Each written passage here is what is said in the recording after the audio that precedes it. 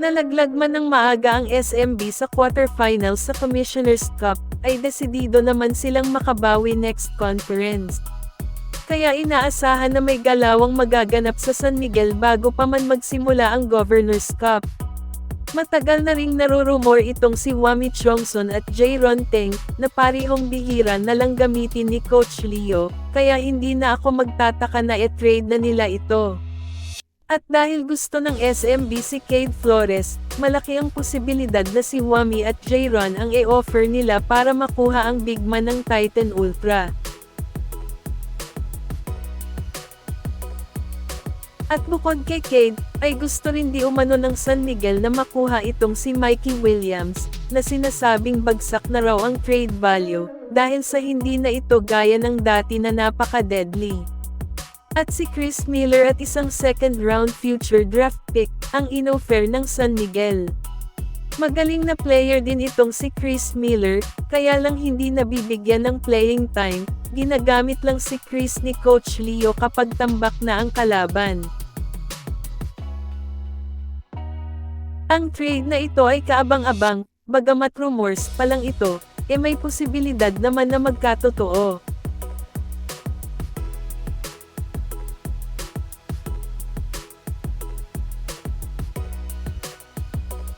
Samantala, dahil sa gustong makabawi ng San Miguel sa Governor's Cup, naghahanap na sila ngayon ng isang dekalibreng import. Unang lumabas ang pangalan ni Miles Powell na subok na, dahil dati na itong naglaro sa PBA, under Bay Area Dragons.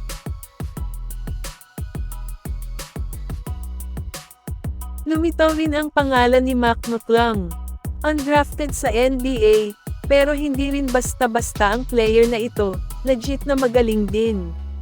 Naging Rookie of the Year sa NBA G League noong 2022, nakapag-champion sa G League noong 2023, 2 times NBA G League MVP, 3 times All-NBA G League First Team, 2 times NBA G League Scoring Leader, na parehong nakuha niya sa taong 2024 at 2026. At hindi pa dyan nagtatapos ang lahat, dahil sa slam dunk contest sa NBA, ay 3 times itong tinanghal na slam dunk champion, simula 2020 hanggang 2025.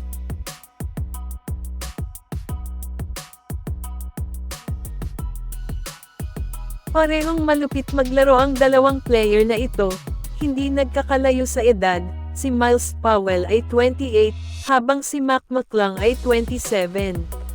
Pareho rin ang posisyong ginagalawan nila na isang point guard, at may 6'2" na height. Si Miles Powell ay nagkaka-average ng 28.2 points, 3.4 rebounds, at 4.2 assists, at si Mac McClung naman, ay nagkaka-average ng 31.8 points, 3.6 rebounds, at 7.9 assists.